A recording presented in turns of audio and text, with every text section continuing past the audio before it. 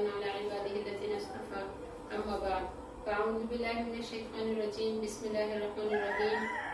ہمارا آج کا سبق سورہ بقرہ کے رکوع نمبر 34 کے بارے میں ہے، جو کہ تیسرے پارے کا دوسرا رکوع ہے۔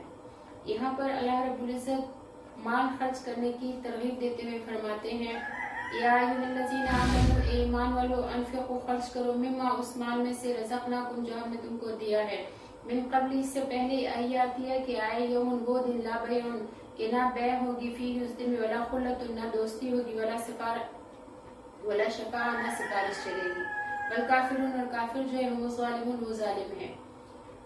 اس آیت شریفہ میں مال خرچ کرنے کا حکم فرمایا ہے اور لفظ رزقناکم میں یہ بتا دیا کہ یہ مال ہمارا ہی دیا ہوا ہے۔ جس نے مال دیا اس کو پورا حق ہے کہ مال خرچ کرنے کا حکم فرمائے۔ نیک کاموں میں فرائض واجبات کے مصارف بھی ہیں اور مستحب و نفلی صدقات بھی، اور جس طرح بدنی عبادات نماز روزہ آخرت کے عذاب سے بچانے کا ذریعہ ہے، اسی طرح مالی عبادات اس کا سبب ہیں۔ صحیح بخاری میں ہے کہ نبی کریم صلی اللہ علیہ وسلم نے ارشاد فرمایا اتقوا النار ولو بشق تمرہ، دوزخ کی آگ سے خود کو بچاؤ چاہے کھجور کا آدھا حصہ ہی کیوں نہ ہو، یعنی کھجور کے آدھے حصہ اللہ کے راستے میں صدقہ کر کے اسی کے ذریعے سے خود کو بچاؤ جہنم کی آگ سے۔ قیامت کا دن بہت سخت ہوگا، نفسا نفسی کا عالم ہوگا، ایمان اور اعمال صالحہ ہی کام دیں گے۔ اس دن نہ بیع ہوگی نہ دوستی نہ سفارش، لہٰذا اس دن نجات پانے اور عذاب سے بچنے کے لیے اعمال صالحہ کرتے رہنا چاہیے۔ اعمال صالحہ میں اللہ کی رضا کے لیے مال خرچ کرنا بھی شامل ہے۔ آگے آیت الکرسی شروع ہو رہی ہے۔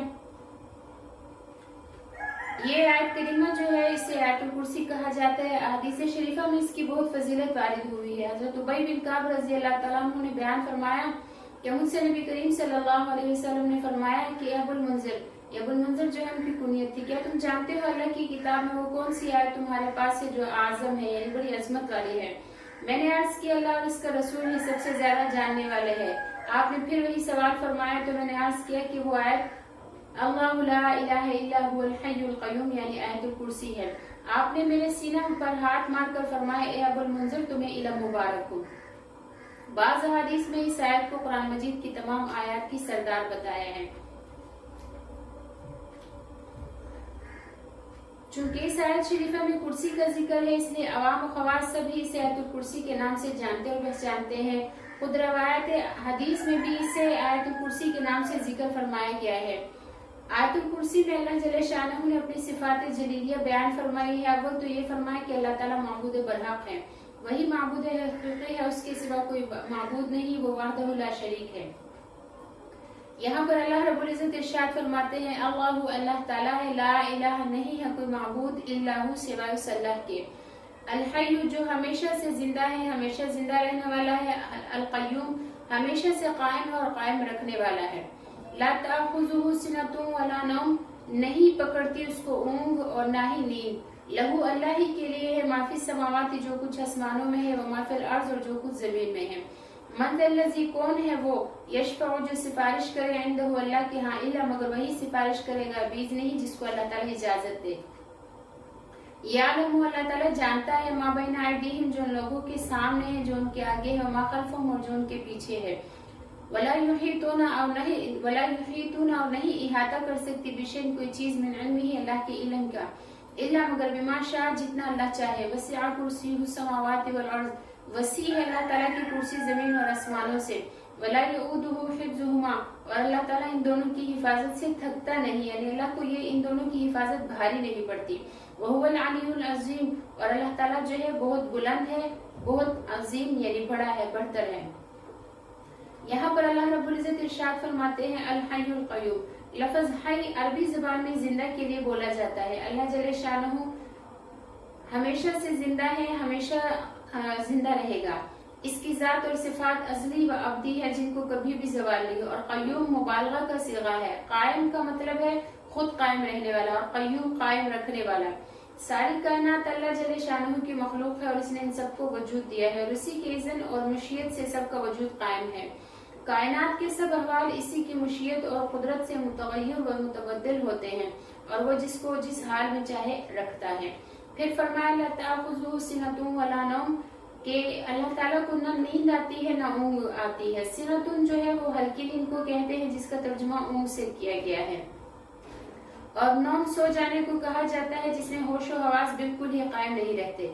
اللہ تعالیٰ شانہ اونگ اور نیند دونوں سے برتر اور بالا ہے. مخلوق کو تھکن دور کرنے اور آرام پانے کے لیے نیند کی ضرورت ہوتی ہے. اللہ جل شانہ کو کسی طرح کی کوئی بھی تھکن نہیں ہوتی اور نہ ہو سکتی ہے. اور نیند اور اونگ میں انفعال ہوتا ہے اور تغیر حال ہوتا ہے. اللہ جل شانہ انفعال اور تغیر حال سے پاک ہے، لہٰذا اسے نہ نیند آ سکتی ہے اور نہ نیند آتی ہے. پھر فرمایا لہو ما فی السماوات و ما فی الارض، اللہ ہی کے لیے ہے جو کچھ آسمانوں میں اور زمین میں ہے. سب اسی کے بندے ہیں اور ہر چیز اسی کی ملکیت ہے. سب کو اسی نے پیدا فرمایا ہے. وہ فاعل مختار ہے، جس طرح چاہے اپنی مخلوق میں تصرف فرمائے. پھر فرمایا من ذا الذی یشفع عندہ الا باذنہ، کون ہے جو اس کی بارگاہ میں سفارش کرے مگر وہی جس کو اللہ تعالیٰ اجازت دے. اس میں یہ بتایا کہ کسی کی ایسی حیثیت نہیں کہ اللہ تعالیٰ کی بارگاہ میں سفارش کر سکے. ہاں اس کا یہ کرم اور فضل ہے کہ جس کو چاہے سفارش کرنے کی اجازت دے دے اور جس کے لیے اجازت دے دے اسی کی سفارش ہو سکتی ہے. پھر فرمایا یعلم ما بین ایدیہم وما خلفہم، یعنی اللہ تعالیٰ جانتا ہے جو کچھ مخلوقات کے آگے اور پیچھے ہے، یعنی ان کے امور دنیاوی اور اخرویہ کا اس کو پوری طرح علم ہے. بعض مفسرین نے اس کی تفسیر میں لکھا ہے کہ عمل کرنے والوں کے جو اعمال اچھے برے سامنے ہیں وہ ان کو بھی جانتا ہے اور جو پہلے کر چکے ہیں ان کو بھی جانتا ہے. غرض کہ اس کا علم پوری مخلوق کو اور مخلوق کے احوال اعمال اور افعال سب کو پوری طرح محیط ہے. پھر فرمایا ولا یحیطون بشیء من علمہ الا بما شاء، کہ جس کسی مخلوق کو جتنا بھی علم ہے وہ اللہ تعالیٰ کے عطا فرمانے سے ملا ہے. ان میں سے کسی کا کوئی علم ذاتی نہیں ہے اور نہ کسی کا علم ساری معلومات الہیہ تک محیط ہے. پھر فرمایا وسع کرسیہ السماوات والارض، کہ اللہ تعالیٰ کی کرسی جو ہے آسمانوں اور زمینوں کی گنجائش سے وسیع ہے. اس میں کرسی کی وسعت بتائی ہے اور یہ فرمایا ہے کہ اس کی کرسی میں آسمان اور زمین سب سما سکتے ہیں. اللہ تعالیٰ شانہ نشست اور برخاست سے اور جگہ اور مکان سے بالاتر ہے اور منزہ ہے. اس طرح کی آیات کو علماء کرام متشابہات میں شمار فرماتے ہیں، جن کا حکم یہ ہے کہ ان کے اس معنی اور مفہوم پر ایمان لائے کہ ان کا جو مطلب اللہ تعالیٰ کے نزدیک ہے میں اس پر ایمان لاتا ہوں. پھر فرمایا ولا یؤودہ حفظہما، کہ اللہ تعالیٰ آسمان اور زمین کی حفاظت سے جو ہے تھکتا نہیں. زمین اور آسمان کی حفاظت اللہ تعالیٰ پر بھاری نہیں ہے چونکہ وہ خالق ہے اور مالک ہے. اسی لیے اس کی کوئی بھی مخلوق خواہ آسمان میں ہو خواہ زمین میں اس کے علم سے اور اس کی حفاظت سے باہر نہیں ہے. وہ ساری مخلوق کا نگران اور نگہبان ہے. یہاں آیت الکرسی کے چند فوائد ذکر کرتے ہیں. حضرت علی رضی اللہ تعالیٰ عنہ سے روایت ہے کہ نبی کریم صلی اللہ علیہ وسلم نے ارشاد فرمایا کہ جو شخص ہر نماز کے بعد آیت الکرسی پڑھ لیا کرے تو جنت کے داخل ہونے میں اس کے لیے صرف موت ہی آڑ بنی ہوئی ہے. یعنی جیسے ہی وہ موت اس کو آئے گی وہ فوت ہوگا تو سیدھا جنت میں جائے گا. اور جس نے آیت الکرسی لیٹتے وقت پڑھ لی اللہ تعالیٰ اس کے گھر کو اور اس کے پڑوسی کے گھر کو اور آس پاس کے چند گھروں کو امن سے رکھے گا. ایک اور حدیث میں ہے کہ جس شخص نے رات کو اپنے بستر پر پہنچ کر آیت الکرسی پڑھ لی صبح ہونے تک اس کے لیے اللہ تعالیٰ کی طرف سے ایک نگران مقرر رہے گا اور شیطان قریب نہ آئے گا. آگے اللہ رب العزت ارشاد فرماتے ہیں لا اکراہ فی الدین، نہیں ہے زبردستی دین میں. قد تبین الرشد من الغی، یقیناً ظاہر ہو چکے ہدایت گمراہی سے ممتاز ہو کر. فمن یکفر بالطاغوت، پس جو کوئی انکار کرے سرکشوں کا طاغوت کا، ویؤمن باللہ، اور ایمان لے ہے اللہ پر، فقد استمسک بالعروۃ الوثقی، تو یقیناً اس نے تھام لیا مضبوط کڑا. لا انفصام لہا، جو کہ ٹوٹنے والا نہیں ہے. واللہ سمیع علیم، اور اللہ تعالیٰ سننے والا جاننے والا ہے. حضرت ابن عباس رضی اللہ تعالیٰ عنہ سے نقل کیا گیا ہے کہ زمانہ اسلام سے پہلے عورت کا بچہ جب مر جاتا تھا تو وہ یہ نظر مان لیتی تھی کہ اگر میرا بچہ زندہ رہا تو اسے یہودی بنا دوں گی. جب یہود کا قبیلہ بنو نذیر مدینہ منورہ سے جلا وطن کیا گیا تو ان میں انصار کے قبیلوں کے وہ لڑکے بھی تھے جو دین یہودیت پر تھے. یہودی مدینہ منورہ سے جانے لگے تو ان لڑکوں کے خاندان والوں نے کہا کہ ہم ان کو نہیں جانے دیں گے. اس پر اللہ نے آیت کریمہ لا اکراہ فی الدین نازل فرمائی. اسلام کے عہد اول سے لے کر آج تک مسلمان ممالک میں کروڑوں کافروں نے زندگی گزاری ہے. کسی امیر یا خلیفہ یا بادشاہ نے انہیں اسلام پر مجبور نہیں کیا، اور جن قوموں نے اسلام قبول کیا وہ اہل اللہ کی محنتوں اور کوششوں سے اسلام کے آغوش میں آئی ہیں. किसी ने सर पर तलवार रखकर या सीनों पर बंदूक रखकर किसी को इस्लाम कबूल करने पर मजबूर नहीं किया। फुकाहा ने वाज़ेह तौर पर लिखा है कि मैदान जिहाद में औरतों, बूढ़ों, अपाहिजों और गिरजों में रहने वालों को कत्ल न किया जाए। हालांकि इन लोगों को तलवार के जरिए बआसानी इस्लाम में दाखिल किया जा सकता है, लेकिन यहाँ पर जो फरमाया है कि ला इकराह फिद्दीन, ये यही है कि इस्लाम जबरदस्ती से नहीं आ सकता। अगर हम किसी को जबरदस्ती इस्लाम कबूल करने पर मजबूर कर भी ले तो हम उसके दिल की हालत और कैफियत को फिर भी नहीं बदल सकते। इसलिए इस्लाम में जो लोग कहते हैं कि इस आयत का मतलब ये है कि इस्लाम में जबरदस्ती नहीं, तो इस्लाम जबरदस्ती नहीं है, लेकिन जो इस्लाम कबूल कर ले तो इस्लाम में फिर उसको जो है इस्लाम के अहकामात पर जबरदस्ती करवाई जाएगी। यहाँ पर है लफ्ज तागूत।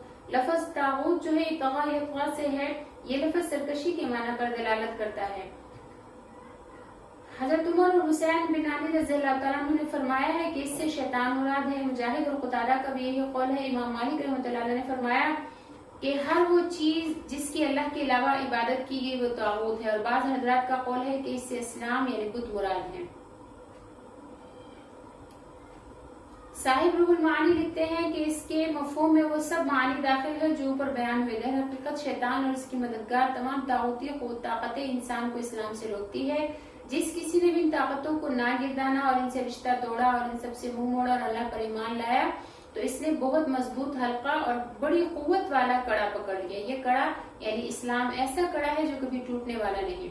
जिसने अल्लाह ताला को मान लिया और इसके दीन को तस्लीम कर लिया और इसके रसूलों और किताबों पर ईमान ले आया तो इसने सबसे बड़ी ताकत का सहारा ले लिया और यकीन की दौलत से माला माल हो गया।